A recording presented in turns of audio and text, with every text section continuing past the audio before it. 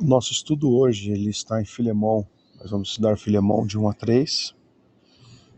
E você vai notar que eu estou usando uma versão da Bíblia com ajudas, que tem aqui em cima a questão morfológica da palavra, né? Aqui tem a palavra no grego, então como essa palavra é falada. Aqui você tem a referência do Strong's, e aqui você tem a palavra original, né, no nominativo. Se você olhar essa palavra aqui, por exemplo, Cristo, você vai ter aqui o original, que aqui vem de Christos, é de onde vem. E aqui, novamente, ele fala como você fala essa palavra aqui. Então, isso aqui é a mesma coisa, isso aqui é a mesma coisa, e aqui é a referência no Strong's e a proposta tradução da versão, né, o que ela recomenda ser uma tradução.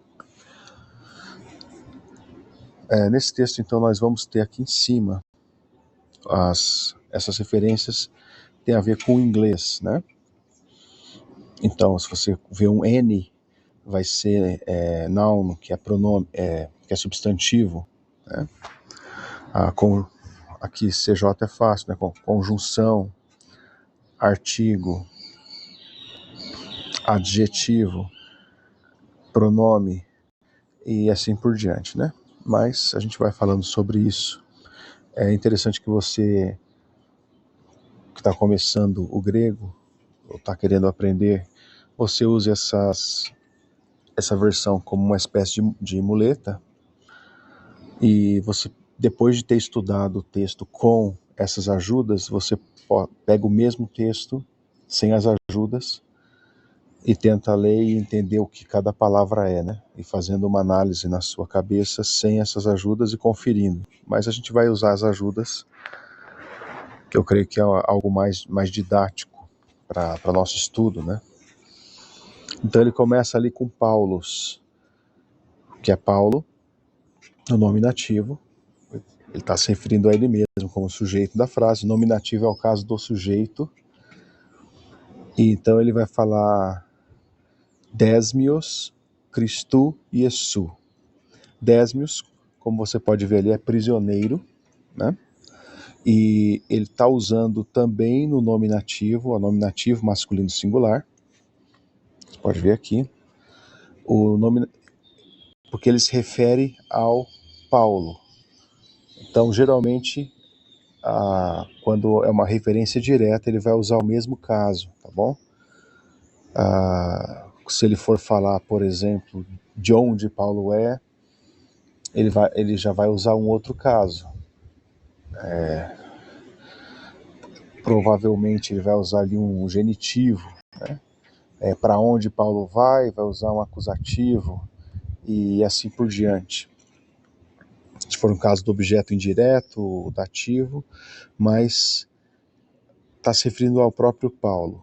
Então ele vai continuar Paulo, prisioneiro, e aí então ele fala Christou e Iesu. Esse aqui. Você já vai saber que Christou e Iesu é Cristo Jesus. E aqui você tem a origem, ó, Christos e Jesus, que é no nominativo, mas aqui está no genitivo, nota o G aqui, ó. Então, ele é um prisioneiro de Cristo Jesus, por estar no genitivo. E ele coloca então Kai. Kai é a conjunção mais usada no Novo Testamento, que é uma conjunção aditiva simples, né? É o E, simplesmente o E. Tem outros modos de falar isso, mas é o E. Então ele coloca Kai, Timóteos. Timóteo, note que também está no nominativo.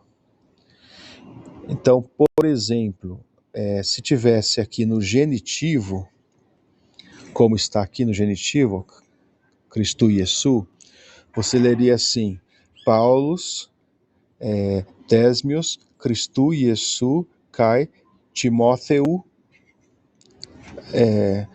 e aí continuaria também com com o genitivo, né? Mas se fosse no genitivo seria assim a tradução: Paulo, prisioneiro de Cristo Jesus e de Timóteo, e também prisioneiro de Timóteo, mas não é o caso. O caso está no nominativo, então ele está citando os autores da carta, as pessoas que estão juntas ali na escrita da carta. Paulo coloca ele no nominativo, coloca Timóteo no nominativo, né? Como os autores da carta, Paulo, prisioneiro de Cristo Jesus, e Timóteo. E então ele continua a descrever Timóteo, olha, Ró adelphos, combina com o nominativo, Ró é o artigo, né? Os artigos também são declináveis, né? Eles se declinam junto com o resto. Então ele vai usar o Ró, que é o, adelphos, irmão. Ele traduziu ali por nosso, porque realmente tem essa ideia. Quando você coloca Ró adelphos, nesse caso ele vai trabalhar para vai chegar em nosso, até por causa de que ele está colocando esse nosso aqui, né? Você vai ver isso mais para frente, essa questão de concordar com o final. Mas ele vai dizer então que Timóteo, Ró adelphos.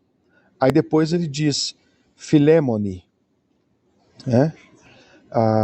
Filémone está no dativo, ele vem de Filémon, tá vendo? Então, quando eu falo dativo, eu estou me referindo à pessoa a quem eu falo, né? E então, pelos casos, você pode entender que é Paulo, que ele tem uma relação, que é o prisioneiro de Cristo Jesus, tem uma relação com Cristo Jesus, e o irmão, e nosso irmão, né? Timóteo. Você sabe que aqui irmão se refere a Timóteo, porque está no nominativo, e aí ele vai falar para Filemon, que está no dativo. E aí ele continua no dativo, tá vendo? Aqui, ó. To, agapeto. Kai, sunergo remon. Olha só. Dativo, dativo, dativo, dativo. Ele está falando Filemon e ele continua a falar sobre Filemon na continuidade, olha. Então isso aqui tem a ver com Filemon. Filemon, aí coloca to agapeto, kai sunergo remon. Então é o amado e sunergo. Ergo vem de sunergos, tá vendo? Ergon é trabalho, sun é junto. Então é um cooperador, colaborador. E remon, uma partícula que vai aparecer bastante no Novo Testamento, é um pronome, está no genitivo, aqui coloca um P. Então é primeira pessoa do plural, nosso, nossa, né? No caso aqui, ele vai concordar com o nosso, então é nosso você poderia colocar que esse nosso refere a nosso amado e colaborador, mas nesse caso aqui, como você colocou o sunergo, combina melhor simplesmente colocar o nosso com o sunergo. Então, a Filemon, o amado e colaborador nosso. Nosso amado e nosso colaborador. Então esse é o versículo 1 de Filemão, ele continua o texto no versículo 2 e ele vai ter um kai ali, como você já viu, né? Começa com kai, aquela conjunção do e apfia, ó, apfia, ou apfia, né? Que vem de apfia também, A, a escrita você vai falar, mas não é igual? Não, não é igual. Você tem aqui no primeiro, a fia, um iota subscrito embaixo do alfa, o que caracteriza o dativo, nesse caso, tá bom? Então ele está falando, esse Kai está continuando a ideia de Filemon. Lembra do Filemon? Estava no dativo, Filemoni, e aí ele vai falar Kai apfia, que a gente geralmente traduz áfia, né? E coloca aqui, ó, T adelfe, e aqui ele vai também colocar junto, né, no dativo, tá vendo? Ó, dativo feminino singular, o artigo. Então é apfia te adelfe, a irmã áfia, certo? E mais um Kai, e ele vai usar o termo de arquipo, né? Vai falar arquipo, que é o dativo de arquipos. Olha aqui embaixo, ó, o nominativo é arquipos. Aí você fala, por que que o acento mudou? Aqui era uma proparoxítona e ele virou uma paroxítona, né? O que aconteceu aqui? Tem a ver com a vogal final. Isso aqui, ó, sílaba final. O ômega, ele caracteriza uma sílaba longa, né, uma vogal longa. E quando você termina uma palavra com uma vogal longa, nunca ela é proparoxítona. Sempre ela vai ser ou paroxítona ou oxítona. Então isso muda. No nominativo é arquipos, roarquipos, né? E no dativo ele vai ser arquipo. E ele vai dizer to sustratiote. Então seria alguém que luta junto, aquele soldado que está ao lado, né? Tem a ver com companheiro, mas é um companheiro de luta do time, né? Alguém que está ao lado lutando junto.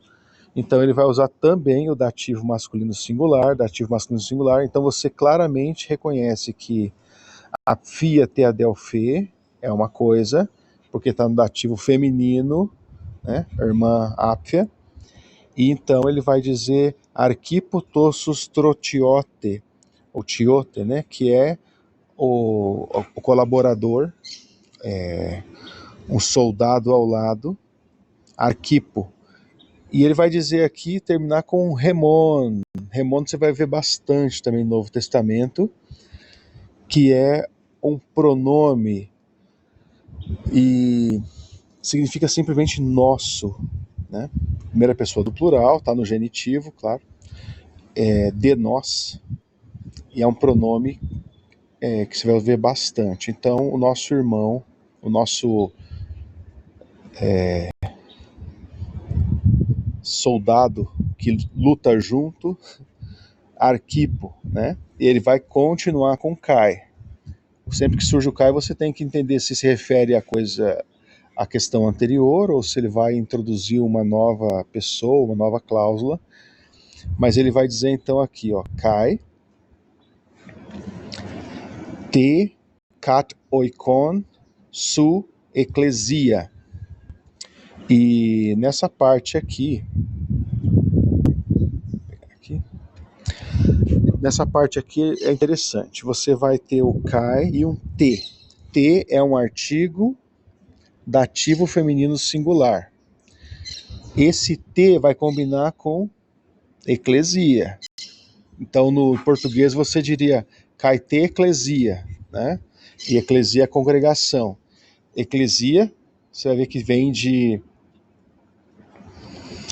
eclesia no nominativo, e a única diferença para o dativo, de fato, é esse aqui, é o iota subscrito embaixo do alfa, certo? É isso que caracteriza o dativo nessa palavra. Então, Kai te eclesia, certo? O resto aqui você vai ver que não está combinando com isso, então tem a ver com isso, mas não diretamente. Ele vai usar uma preposição que é bastante usada também no Novo Testamento, que é o katá, certo? Uma apóstrofe ali, porque a continuação dele é uma palavra que tem uma ligação, começa com ômicron, katoikon, né? Então, essa preposição coloca aqui, e oikon é casa, e aqui está no acusativo, certo? E a casa, sua, mas aqui está no genitivo segunda pessoa do singular, ou seja, tua. A quem ele está se referindo aqui? Você volta para a última pessoa, que é o arquipo, ou arquipos, né? O arquipos, você vai se referir a ele, então está falando do arquipos.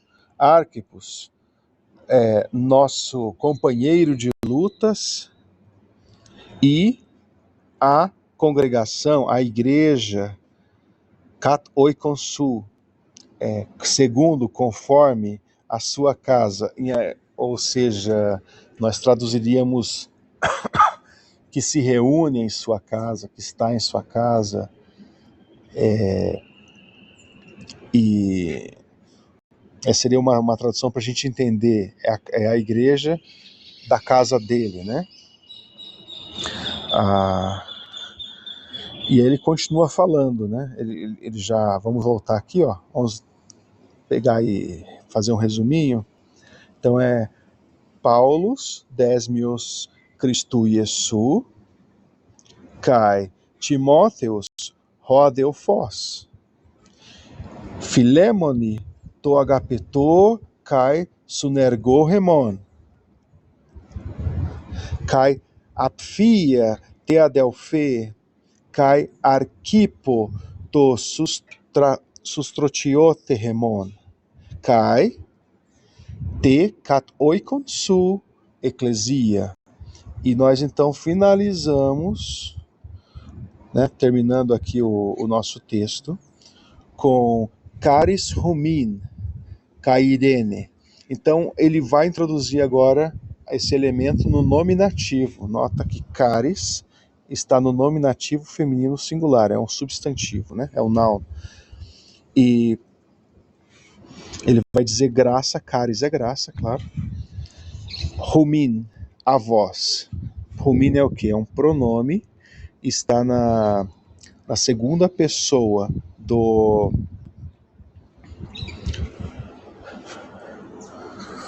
plural. Vou apagar esse aqui.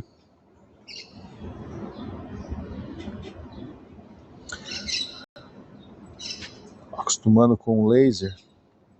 Vou pegar um laser aqui. Então ele está falando graça a vós, né? Está no dativo. Se tivesse no genitivo seria de vós, né? Se continuasse no nominativo, seria a vossa graça, a graça referente a eles, mas é graça para vocês. Caris rumin, tá no dativo. Kai, quantos cais aqui, né? Já apareceram, que é o E. Irene, sempre que você tiver um epsilon e um iota juntos, esse ditongo, você pronuncia I. Então é Irene.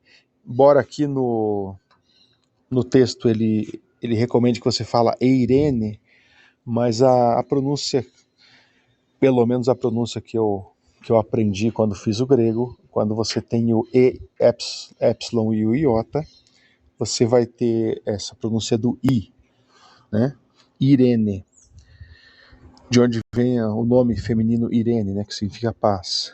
Então ele vai colocar Irene no mesmo patamar de graça, de caris, olha, nominativo feminino singular, nominativo feminino singular, então ele está dizendo caris rumin, graça a vós, cai Irene, e aí então ele vai colocar a preposição apó.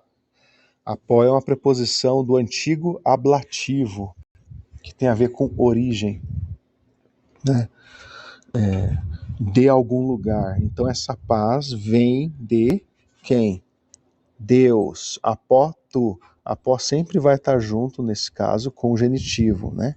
Vem de Deus. Deus aqui está no genitivo, né? E ele continua com o genitivo também, patros. Patros vem de pater, né? Pater, patros, patri. E o patros está falando Deus, Pai. É a mesma linha. Não é Deus do Pai ou para o Pai, é Deus Pai. E ele vai colocar o Deus Pai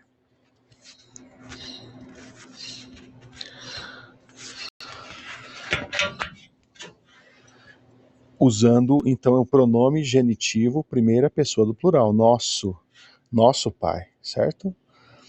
Graça e paz da parte de Deus, ou de Deus, nosso Pai, Kai, de novo Kai, que é o E, Curio Iesu Christu, de novo, genitivo, genitivo, genitivo, e do Senhor Jesus Cristo. Então a grande questão que a gente vê nesses versículos é você ir ligando o que está junto, estabelecendo as relações do que não está junto. Então ele está colocando aqui duas coisas, que é a graça e a paz, caris, a graça para vocês, e a paz de Deus nosso Pai e do Senhor Jesus Cristo. Tá bom? Claro que você pode dizer que a graça é também de Deus Pai do nosso Senhor Jesus Cristo, e que o homin, a voz, se refere a todo o conjunto. Esse é o modo natural de entender. Então, para vocês, a graça e também a paz que vem de Deus o Pai, o nosso Pai, e também que vem do nosso Senhor Jesus Cristo. Esse é o nosso texto de hoje, Filemão, os versículos de 1 a 3. Ok?